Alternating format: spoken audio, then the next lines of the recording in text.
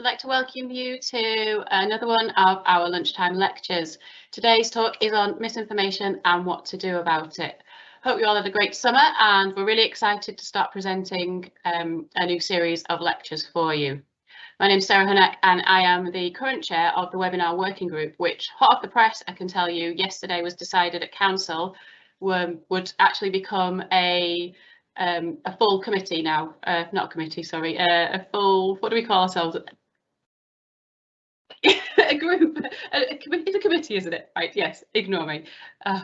It's been a long time since I did one of these. So we're now going to be the webinar subcommittee and sit under events, because when we first started these things, it was only going to be a temporary thing to cover the COVID stuff. But actually, because it's been so popular and thanks to your feedback, we've decided that we want to keep it going as a full-time thing. So look out for more lunchtime lectures coming in the future. So I'm sure you're all very familiar with the ground rules, but I'll run through them quickly in case you've forgotten. So questions will be asked at the end of the presentation. So at any point during the presentation, you can type them into the box, into the Q&A box, which will be at the side of your screen. You can then also like questions that other people have posted, and the most liked questions will be answered. And any that we don't get time to cover today will be answered after the webinar and added to the event page on the SRP website. So as always, if you email the code that's shown there on the slides to admin@srpuk.org to register your attendance, and you'll get an email after the webinar to claim your CPD points. And as always, please send us your feedback. As I said, we are now a full-time committee because of your feedback and because you said that you wanted us to continue doing what we're doing. So let us know what you think, anything we can be doing better, any new topics you'd like to see webinars on. So I'd also like to plug the new magazine, which hopefully you guys have all seen a copy of, whether that's a hard copy or via the web page. So you can click on the web page, and it's great because there are live links, and it's just a really good read. The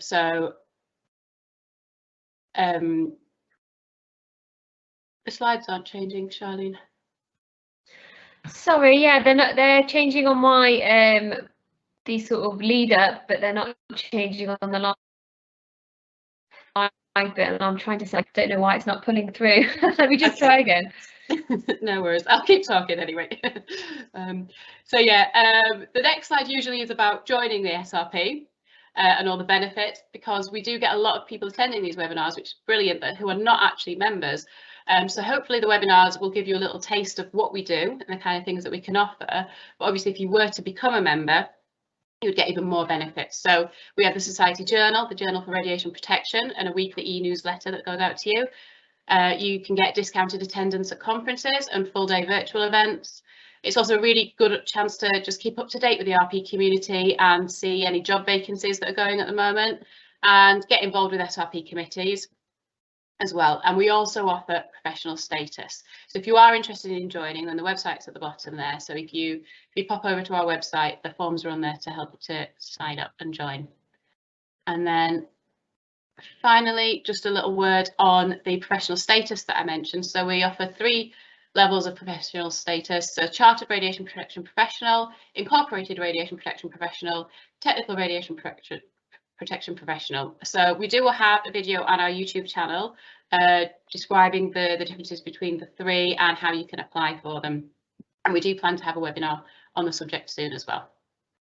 So without further ado, I'd like to hand over to Professor Pete Cole, who is the SRP past president and AURPO current president, to introduce our speaker for today. Over to you, Pete.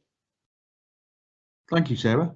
Welcome everybody. I've said it before, but I'm delighted to say it again, that AURPO and SRP are still collaborating to provide a continuing programme of these free lunchtime training webinars.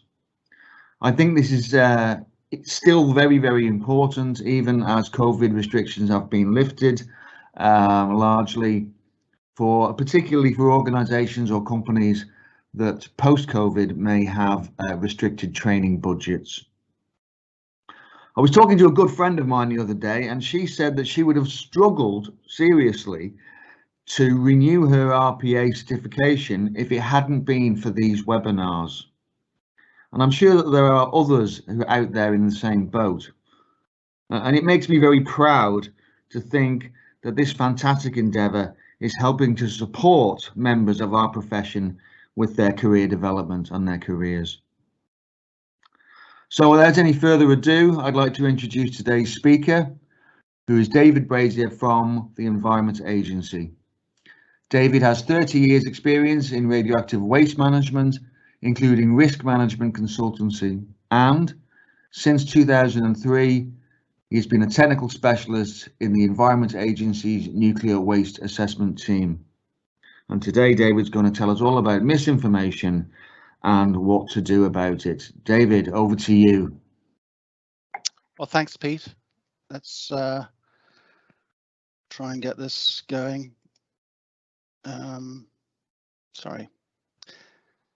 How are we doing? How's that? Can you see? We can, thank you, David. Yes.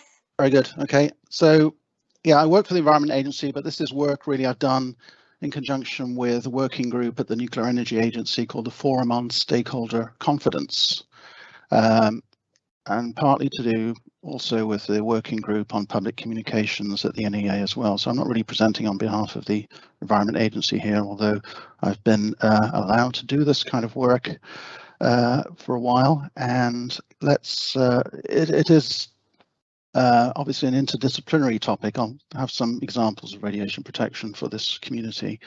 And I'll try and to aim at it, what we can do as practitioners.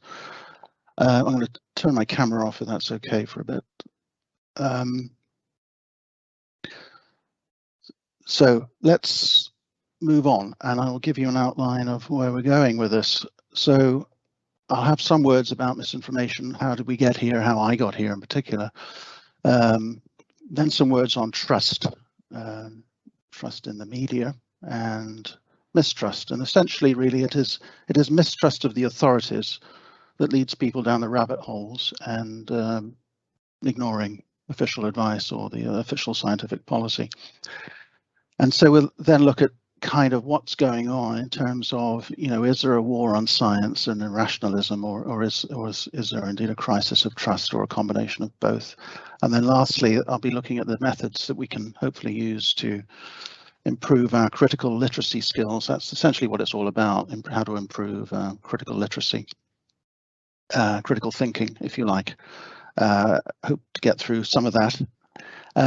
So how I got here was over Christmas last year. I saw this article by Jim Al-Khalili, the presenter and physicist, on how misinformation is really skewering our attempts to cut through the nonsense on vaccines and COVID, in particular, the rise of conspiracies. So I had time to think about it, I guess, between Christmas and New Year. I mean, I knew that misinformation was a problem, but we'd never really paid it much attention. So something about this article got me going on it.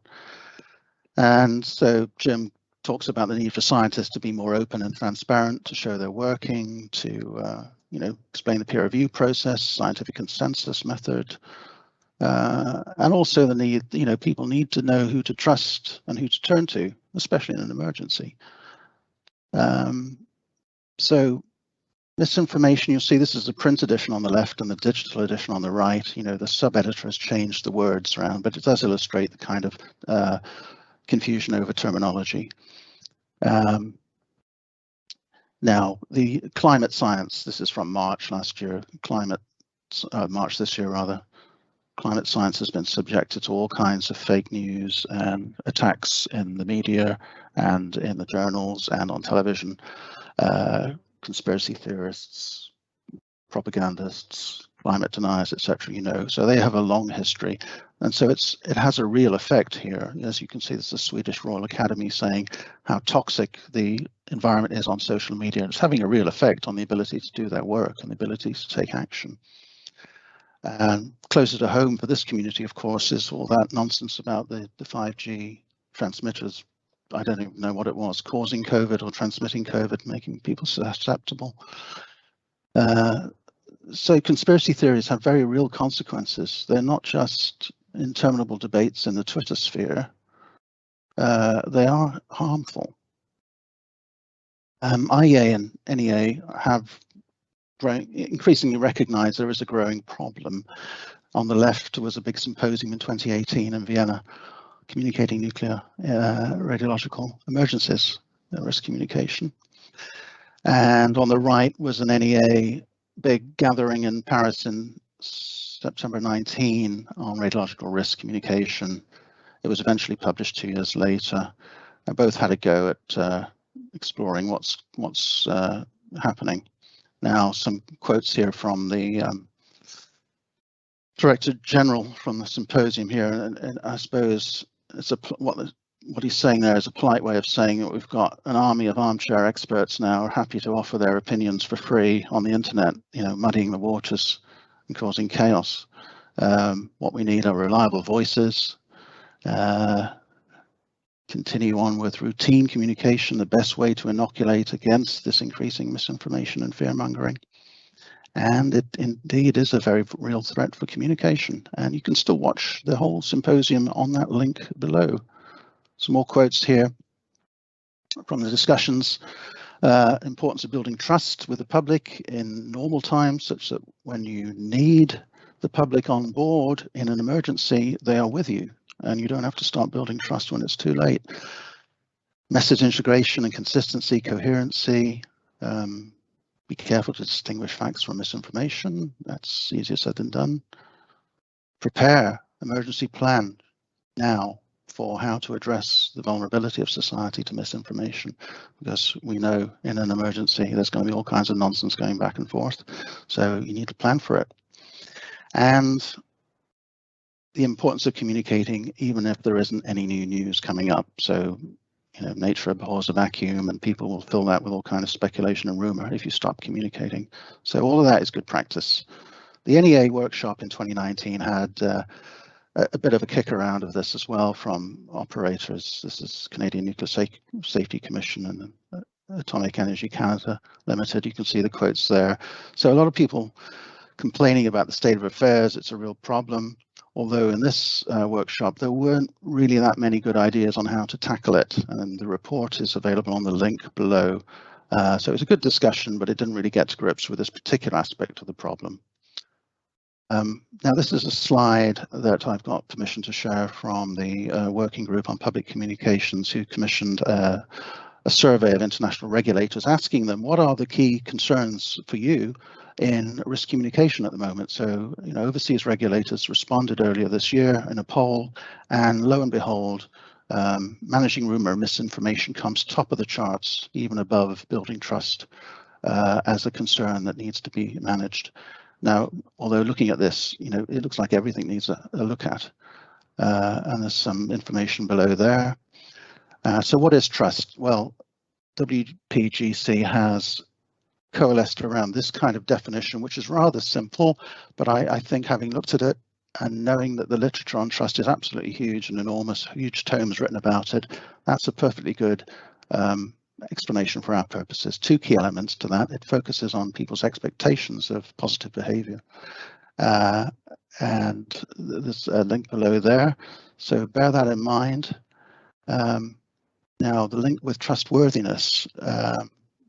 The WGPC also elicited a public survey earlier this year asking for public and stakeholder views on what are the characteristics of a trusted nuclear regulator. So this ran from February to March, and the results came back as these top 5 themes here: competent, credible, independent and objective, honest and transparent. So they've been kind of grouped into these themes, but broadly, this is what people expect of a nuclear regulator.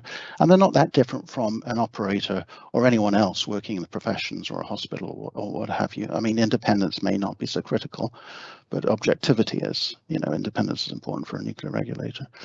And if you want to see a good summary of this, then IAEA have helpfully already given a useful webinar on building trust, and the link is in below. And on that, NEA's head of division for HANS, Human Aspects of Nuclear Safety, Greg Lamar, gives a summary of that work. And just to add a little bit more about this, so what are the qualities? If you remember, some of you are old enough to remember the Committee on Standards in Public Life, who came up with principles of public life, the Nolan principles. Just to remind you what they are: as public servants, we should all obey or follow the principle of selflessness, objectivity, accountability, openness, honesty, and leadership. Those are the 7 principles, with the leaders living and breathing these values day in, day out. Some of these values are not particularly fashionable in authorities at the moment, but that's what people find trustworthy, and that's how you build trust. You stop doing untrustworthy things. And let's move on to trust in media.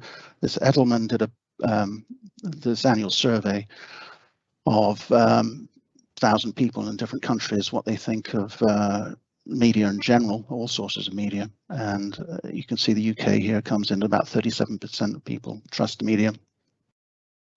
And on the left, generally, you've got the liberal Western democracies here with freedom of the press. On the right, you have the authoritarian or even totalitarian regimes where media is tightly regulated and censorship exercised. Higher trust, apparently.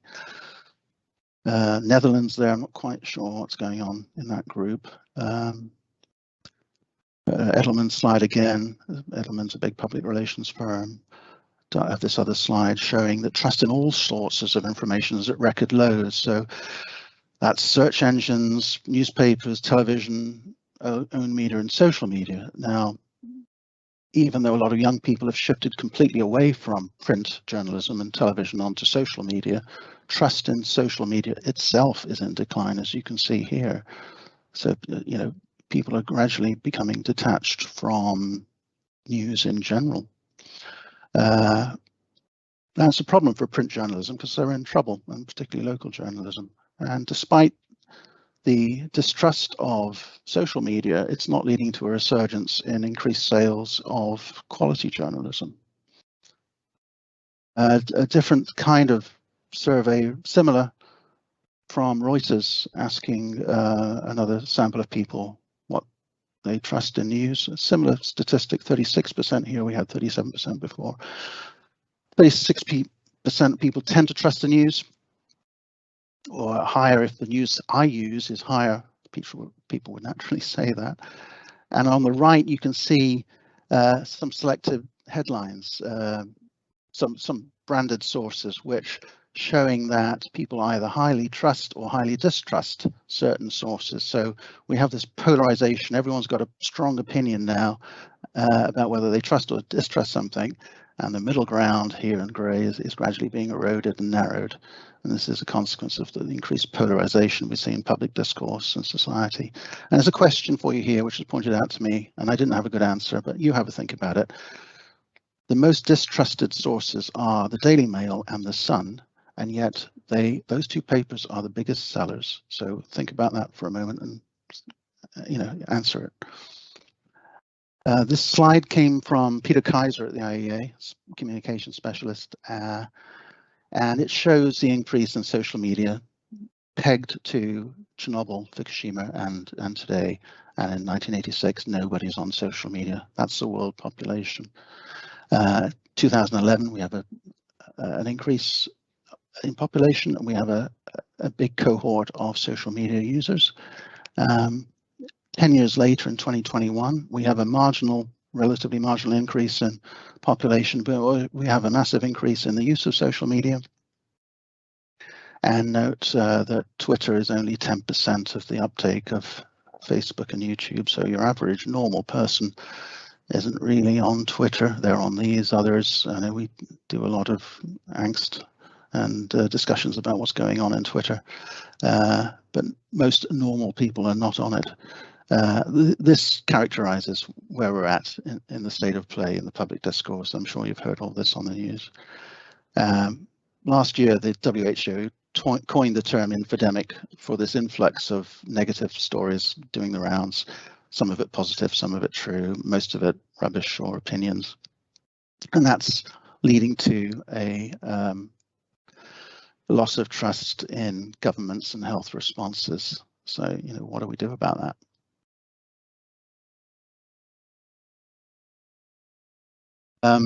This is something I caught John Snow in conversation with a clinical psychologist at Oxford, Daniel Freeman, who did some surveys of people and found, to his astonishment, that 1 in 3 or 1 in 4 people believe conspiracy theories about COVID, and quite cranky ones as well. And they will believe quite a lot of cranky theories in preference to the official narrative. And they'll even believe mutually inconsistent theories like, you know, COVID came out of the Wuhan lab. And they will also tick the box that's saying COVID is a hoax. So, you know, these can't both be true, but, you know, that doesn't stop them subscribing to them both in preference to the official theories. So it's a real problem, and he was surprised, and he deals with depression and conspiracies all the time about the, you know, this is the big increase in people being vulnerable and susceptible. And it started off with a referendum, if you remember, 2016, and that polarisation and that sort of them and us mentality, distrust of experts. You know, we had a government minister who needs experts, social media, the post-truth era of politics, then came, you know, pandemic, perfect storm for this increase in conspiratorial thinking. Whereas, of course, in real life, we should know as level-headed people, rational people, that, you know, life is complicated and emergent threats like pandemics are uncertain. There's a huge amount of uncertainty in the initial stages. And trouble is, uncertainty leaves room for doubts and differences of opinion, and then opportunistic politicians and opinion form leaders, newspapers will jump on that and champion it. Vote for me and I will represent your crazy views. And so we get political differences over facts. Now, people tend to go for simplistic theories over the complicated truth because a lot of these conspiracies sound plausible. In some cases, people wish that they were true. It's like a movie script. So people do tend to go for fake theories in preference to the more complicated truth. So what's happening over here in the last few years, government has gotten to grips with trying to make sense of it and try to tackle it. There's an online harms white paper which came out, and it's now an online safety bill in draft, which is doing the rounds for public comment. And so let's try to say what disinformation is: the deliberate spreading of false information to deceive or cause harm. So it's a deliberate, intentional spreading of wrong information, whereas misinformation is the inadvertent spreading of misinformation. Something that your Auntie Doris or your cranky uncle might share with you on Facebook. They don't mean you any harm, they're just spreading something they've heard. So that's a distinction, because it's hard to tell whether somebody's sharing something knowingly, deliberately to misinform you. Misinformation is generally the umbrella term. And here's just some sort of a taxonomy of different types of misinformation, disinformation. It's only illustrative. It's not, you know, it's not absolute. You can come up with your own groupings, but it starts off here on the left: satire or parody. You know, things like stories in Private Eye, for example, are obviously not true, but could be taken by somebody who's not very smart to be misinformation. And then on the right here, you've got the deliberate end of the spectrum where people are fabricating stuff to cause harm, disinformation agents, if you like. Imposter content here in the middle is, we used to get fake emails, but now we tend to get fake spam, fake text and phone calls. You know, that they try to emulate trusted sources. You'll have seen these. You'll get a text from the post office, DVLA, HMRC, or something, or Amazon. You know, they think these fraudsters will emulate a trusted source to try to get you to part with your money, and all these other different things. False connections, false context, taking words out of context, misrepresenting information, using a real picture but in a different context. That happens a lot. False connections is narrative fallacies and logical fallacies, etc. Come on to those later. So misinformation and disinformation in particular I said targets the lizard brain here. In other words, they want you to feel, not think. So that's what they wanted to do. And it's normally sort of pressing your buttons about your safety or welfare, or, you know, stoking prejudices and stuff like that. And there's usually some sense of urgency attached with it. It's usually a plausible story with elements and grains of truth in it, created in the absence of a mistrust of official communication, spread on social media mainly now, of course. I've said here moderating voices or regulators will never go viral. And that's what's happening in this polarized society. The middle ground is being eroded and we get extremes, you know, bashing each other up. Message polarizes and amplifies existing divisions. So what do I mean by that? Now this is a quote here from the Government Communication Service Counter Information Toolkit. I think this report, it's online below, and it's also listed in the SRP's new publication about risk communication that came out recently. And I think it's a very good quote. And what's going on here is this basic old strategy of divide and conquer. So disinformation agents are stoking the divisions all the time. They're not presenting you with a coherent narrative. They are aiming to get you to distrust absolutely everything. So they will put out all kinds of inconsistent messages to make it so difficult now to know what's true and what's fake.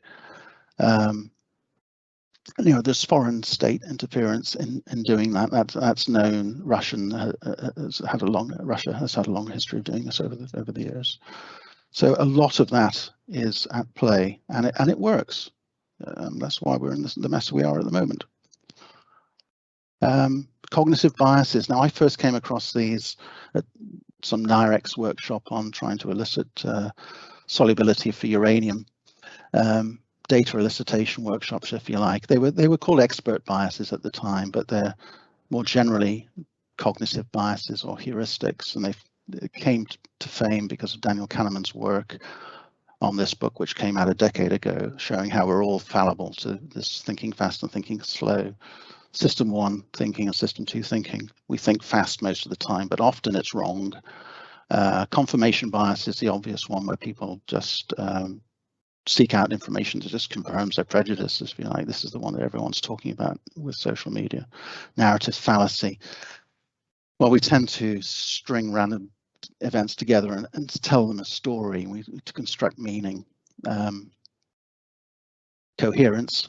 If it sounds like a good story, many people are inclined to believe it. Again, simple and wishful thinking. As said before, people sort of grab onto a simple explanation, even though it's completely wrong. People tend to be overconfident and exaggerate their sense of knowledge and expertise. Nobody seems to say, I don't know much about that anymore. Everyone seems to have a strong opinion on this, that, and the other. Armchair experts, if you like. Cherry picking, well, it's a bit like confirmation bias. People tend to place more bits of confidence in a certain piece of information from what they think is a trusted source and ignore everything else. So I think most of you will be aware of that stuff.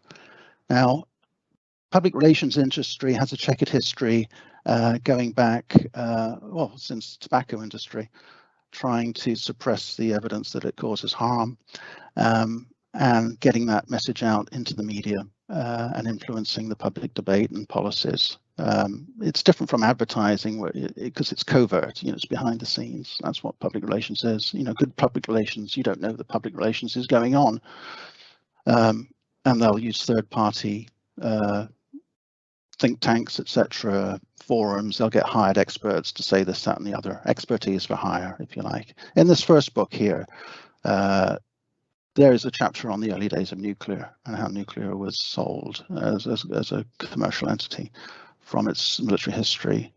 And then you've got the history of, you know, things like DDT, acid rain, asbestos, you know, the dangers of health effects of sugar and fat, and more recently climate change, sowing doubt, you know, to try to delay. And the most people don't get away with climate denial anymore. They talk about climate, what do they call it?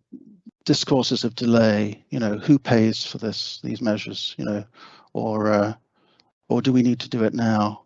you know, we can do it in 20 years, or putting the onus of responsibility onto the consumer and the citizen to shift emphasis away from the big producers like the big oil companies. So all of that is public relations going on, and often you don't know it, but it is, and it's being discussed when it's written up here. I don't think any of this is contentious, people.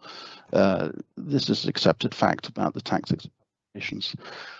Some of the reports, work coming out from the US, some bestsellers here. We're into the start of the Trump presidency now, and the death of expertise. I mean, if you remember, we had a government minister saying, who needs experts? You know, we've had enough of academics, liberal academics, bureaucrats, experts, and that was the rise of populism in this country. 2016 referendum, Oxford dictionaries make post-truth its word of the year, where objective facts are less influential in shaping public opinion than appeals to emotion and personal belief. And we're still in this, what they call post-truth politics, post-rational politics. 2017, Collins Dictionary named fake news its word of the year. We're into the start of the Trump presidency again. This is Kellyanne Conway, and if you remember, she came out, one of his campaign managers, saying, well, we have alternative facts.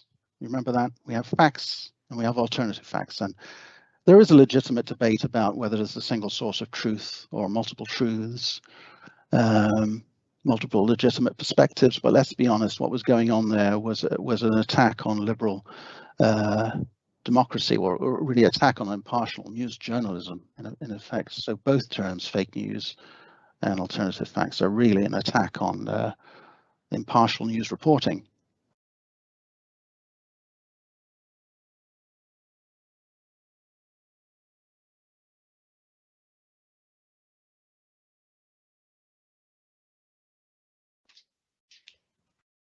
David, I can't actually hear the video. I don't know if it's coming through on your sound system.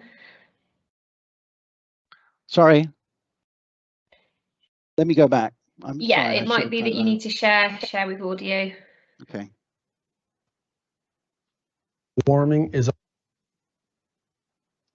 being an American means believing absolutely anything you want to believe. We've now taken that to such an extreme that a lot of us are unhinged from reality.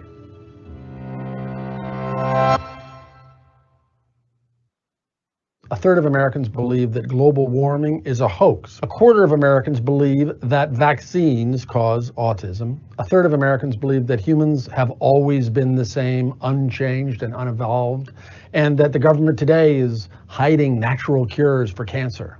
So how did we get here?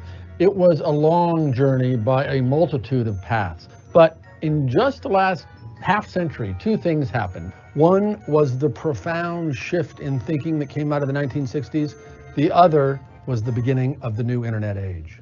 In the 60s, we had all kinds of new spiritual practices, new approaches to psychology, new belief in shamanistic cures, everything that became the new age. The 1960s, on many fronts, gave us permission to find our own truth and create our own realities. A generation later, in the 80s and 90s, communications and media changed dramatically. First, the fairness doctrine, the federal rule that made sure that all radio and television presented both sides of any story, was abolished, enabling first Rush Limbaugh and then all kinds of talk radio which presented preposterous opinion as if it were a fact. And then, of course, the World Wide Web and the internet came along, enabling every description of fantasist or crackpot to create his or her own version of reality that looked perfectly real. Before the 80s and 90s, before the 60s, America had a long tradition of grifters and the grifted. But all of those strands, including these two recent changes since the 1960s and the digital revolution, resulted, it seems inevitably, in President Donald Trump. So we're well into the Trump presidency now, and these are titles which came out again, bestsellers on the nonfiction charts. And in the days of Instagram, you really can judge a book by its cover. Just to close this section, Trump tweeted this phrase over 900 times in his term in office, and you can see this is the end of 2020 when the election was contested, and it was crazy. So how to make sense of all of this last sort of whole section, starting with the Jim Al-Khalili piece that I showed you at the beginning, where he talked about the battle of misinformation, scientists battling against misinformation. This is one way of looking at it, which I borrowed from a philosopher of science, Maya Goldenberg here. You know, on the one hand, you've got science, reason, and expertise fighting nonsense, ignorance, and non-expertise, and you know, that's just how it seems, isn't it? You know, public controversies seem to be in this territory at the moment. So what to do about it? Now, this is a schematic that I've borrowed and extended again from Maya Goldenberg in her other book on vaccine hesitancy, where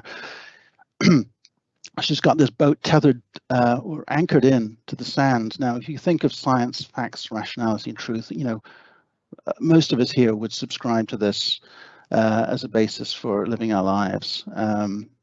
However, there's quite a lot of people that you know, don't believe in science, for example, you know, but beliefs in religion, for example. Here, postmodernism is deconstructing a lot of the scientific foundations and challenging some of the scientific assumptions. Irrationalism, which is just whatever it is. Now, there is a legitimate debate about, you know, the role of ambiguity, uncertainty, and unpredictability with science, and a lot of these people latch onto this, and they're trying to untether the boat. But so it's not just science which is at risk here, or the scientific community. It is, you know, if we can't agree on facts in a democracy, we don't have a democracy. You know, so what's at stake here is more than radiation protection or nuclear power or what have you. It is actually the basis of a functioning democracy, because once we've severed this link between facts and beliefs, then we're in the realm of what have you, like a totalitarian state or a fascist state. So how to tackle this, how to view it again? Have we got a war on science, as those books would suggest?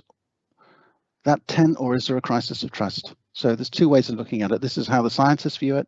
This is how the sociologists, social sciences view it, or philosophers view it, social cultural framing. And in fact, in response to nonsense, a lot of people do go very quickly into debunking mode, myth busting, you know, issuing rebuttals, etc. I mean, we all see nonsense in our professional lives. And the first thing you do is, let's, you know, put the facts straight. Let's put out a rebuttal. And the deficit model here is this model where it assumes that all you need to do is fill people with facts, and they will immediately change their minds. You know, and we do that all the time. You know, question is, does it work, or does it persist? Now, the crisis of trust is that this is probably more what's going on, and this is just a symptom of that as a fundamental cause. So a lot of people, well, not a lot of people, but a vocal minority are very resistant to the official narrative, whatever it is, and they don't trust you. So no amount of fact sharing is going to change their minds, and you'll have to sort of go back to those values that I said at the beginning. You know, if you really want to deal with this problem persistently, let's examine behaviors and activities. Anyway, I'll try to go on to the last section now on the strategies to tackle. I know be pushed for time here. So there's obviously a lot of things that government, tech companies, Facebook, etc., can do and should be doing and are doing. Journalism. There's a lot of room for improvement, but I'm not going to talk about that. I will talk about things down on this list. Let's just go through it. Media literacy. This is an international or a European index that's been going for a few years now, ranking where the population in terms of their critical faculties to navigate through news. I'm not quite sure of the methodology, but this is all relative. UK is 10th on the list. It's this color in cluster 2. Scandinavia tops the list, and Finland is the leader, and it's the best armed to tackle misinformation. And why is that? Well, this article explains it. In 2014, Finland realized they were being targeted by Russian disinformation agents, pushing messages like immigration, attacking the EU, Finland should leave NATO, etc. And it was determined to come from Russia. And Finland did something about it, and they put critical literacy on the school curriculum in 2016. And it's having an impact, as you can see in the charts. So it's a familiar story that we had it with Brexit referendum. So what's going on? The National Literacy Trust did a survey in 2018 showing that only, what was it? Let me get the figures on the left here. Only about 2% of children have the critical literacy skills they need to tell if a news story is real or fake. And 2/3 of teachers believe that fake news is having a harmful effect on children's well-being. And that in part led to the government's online media literacy strategy, which came out for the Department of Digital, Culture, Media and Sport just a couple of months ago now. And it's okay, it's not great. It talks about that international survey I did before, saying, oh, we're doing quite well, but I think nobody is doing very well, to be honest. When you think of the figures in here, they're really kind of appalling levels. We tend to think of children as having digital natives, or Generation Z or the millennials or what have you, know their way around a smartphone, that's for sure, and they know how to get what they want. But if you ask them to tell, a good story from a fake story, they're pretty bad at doing it. And The Guardian here runs these free classes for students, and anyone can join. You can sign up. I've done a few myself. How to tell the difference between fact, opinion, rumor, and speculation, and how they're used in different arguments. Or if you don't fancy that, you can look at this guy's output. He's Mick Wright. He does these daily deconstructions of front pages, and he's quite enthusiastic about it. As you can see here, he kind of goes through with a marker pen and categorizes whether the story is green, largely factual, there's not much green, or spin, opinion in orange, yellow from a briefing. This is what you might call journalism. It's it's being like a number 10 press release or something being repeated. Tabloidism, etc. It's quite clever how he does it, and he's on the money, because that's the state of journalism is not that great.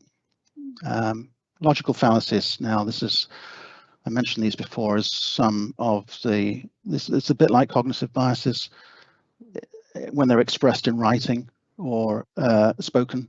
So logical fallacies are otherwise known as non sequiturs, a conclusion or statement that doesn't logically follow.